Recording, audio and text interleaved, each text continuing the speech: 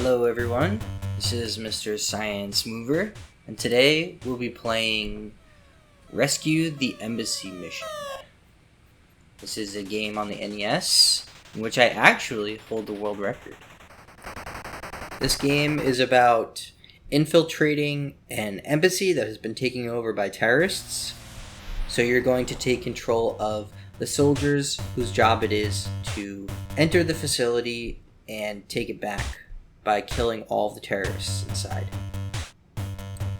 So this is going to be a quick tutorial on how to speedrun it and how to go from the most basic level to the highest level.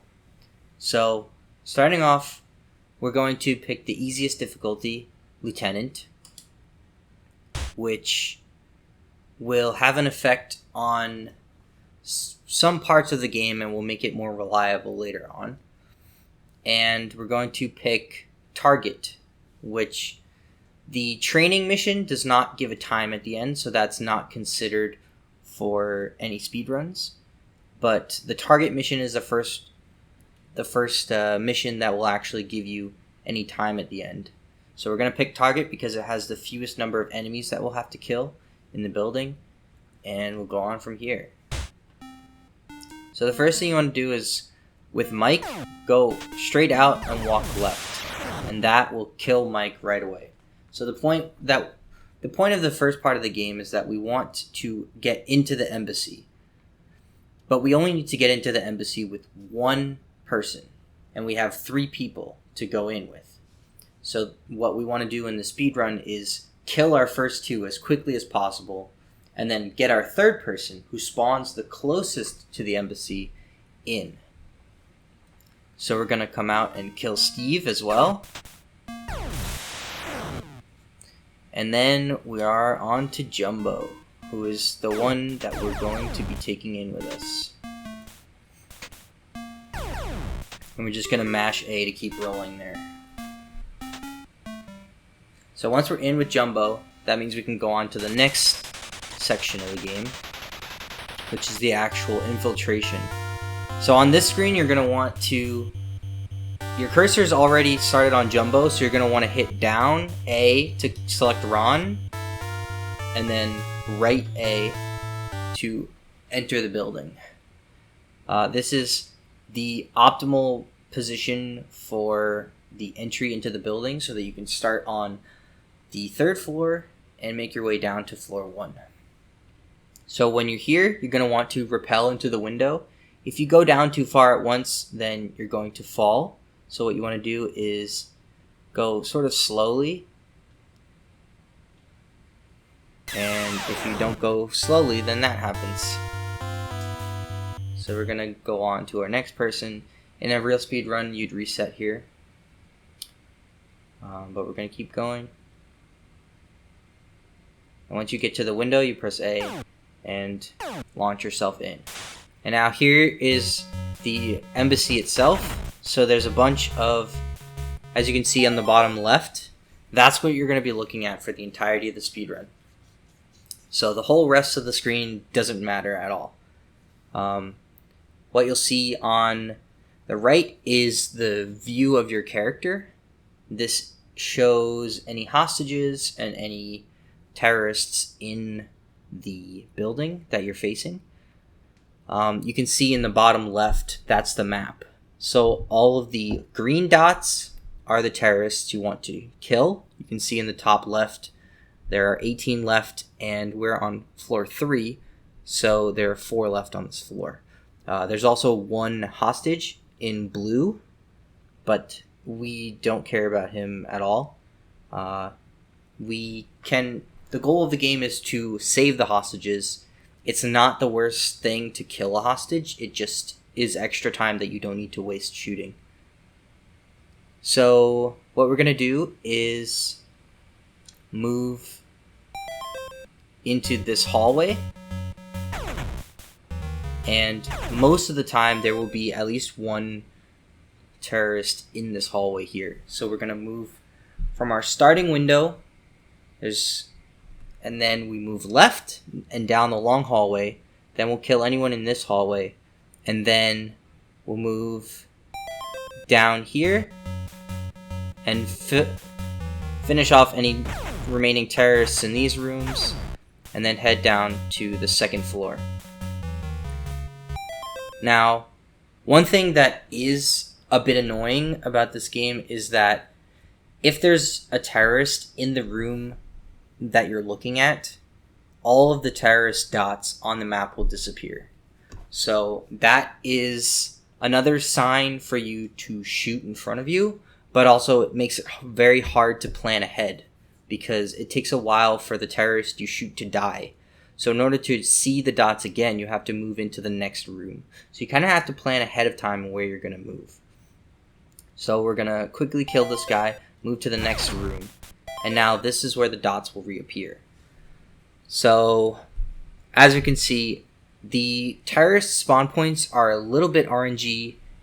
They do move between rooms, but on Lieutenant difficulty, they don't move that much. So you can sort of plan your route expecting them to stay in the same spot.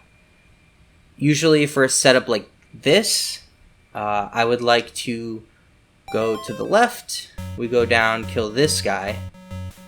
Now we're going to go back and reassess our situation. So everyone's basically in the same room as they were before. So one important thing to note is that it is faster to move through a hallway than to move through a doorway. So you can see that right here. If I move through this door, there's like that spiral animation, and that takes a little bit of time. So we want to move through the hallway in order to get to this guy at the end. We're going to kill this dude. And now we are here. So what we really want to happen on this second floor is for all of the guys in the rooms to come out into the hallway, because that'll be the fastest. But that doesn't always happen, and you can't wait around for them. So what you want to do is go to the far room. We'll kill this guy. We'll go back into the hallway, kill this guy, and we'll just...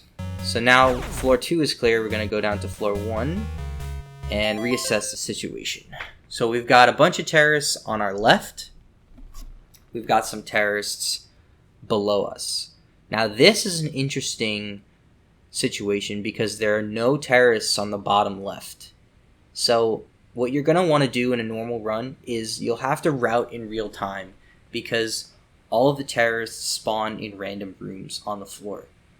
It's, for the most part, constant how many terrorists are on each floor. It is constant how many terrorists spawn on each floor, but they can walk up and down the stairs. So be careful if a terrorist spawns near the stairs because they might walk back up to the second floor. So what we're going to do is plan a route here. So what I want to do is go down. What I'm going to do is go down, kill this guy. Then we're going to go back up and kill this guy.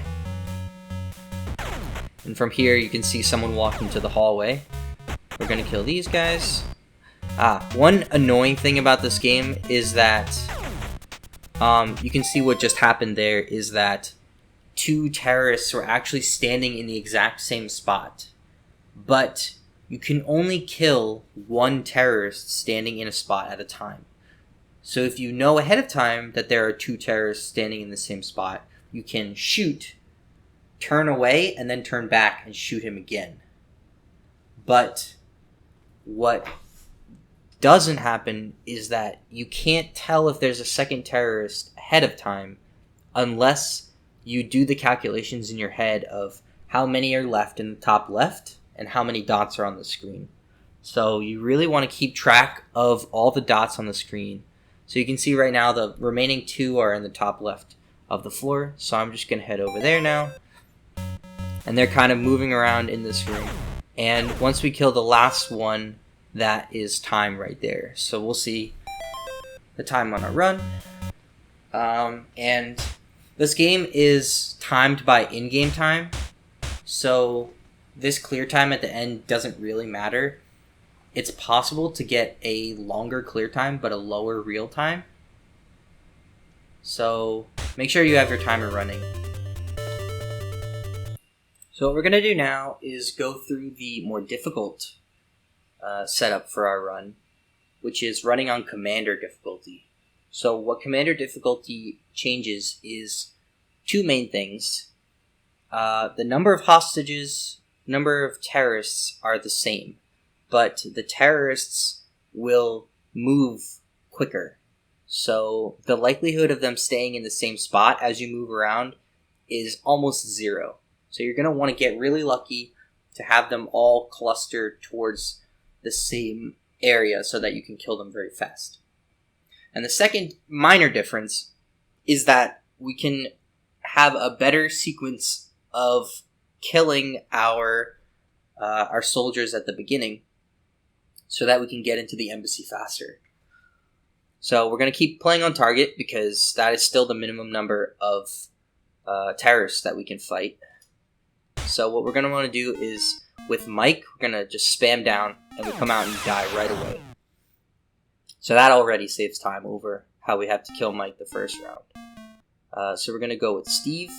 Steve, we're going to come out and roll to the left. And then with Jumbo, we're just going to come out and keep rolling. And we should make it. Yeah. So if you see on our timer at the top, we're at 1550.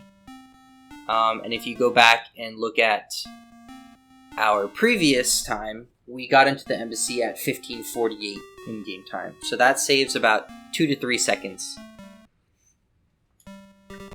So now we're going to go into this part, which is exactly the same.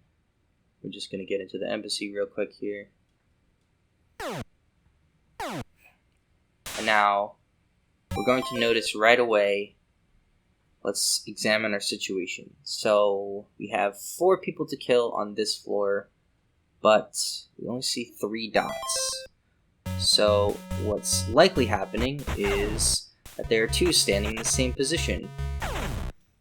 You can see they're moving around a whole lot more, which is extremely hard to handle, but if they run into your path, then it's faster. So we'll see this is about the same setup we had before, but if I unpause, they'll run around a ton. So you can't really count on them being in the same area. The good thing is that they only move positions while the green dots are displayed on the screen. So if you see a terrorist in front of you, the other terrorists won't move around. So that's one thing you can count on. And one special thing about that is that if you're looking at a terrorist and you turn to look at a different terrorist, the other terrorists can't move in that time. Oh, it looks like I missed one on floor 2. That would be a reset. You can see he's kind of like jittering around. And sometimes if the terrorist is moving around a lot in one room, like you saw just there, it's sometimes easier to just wait for him to run into your face. Because you'll waste time turning and not seeing him. So they do come to your path occasionally.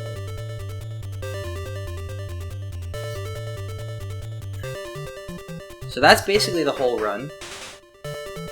I would recommend starting off with Lieutenant, and then if you feel comfortable, move up to Commander. The thing is that even if you get the same embassy on Lieutenant and Commander, you get into the embassy faster on Commander, so you'll have a faster time by about 2 or 3 seconds. But overall, Commander just gives you a higher possibility of having hostages and terrorists in good locations for you. So that's about it. Hopefully this was helpful and you guys will want to run this game. It's pretty short. It's about 1.5 minutes. But resetting for RNG is something that you'll have to be aware of. So, good luck and have fun.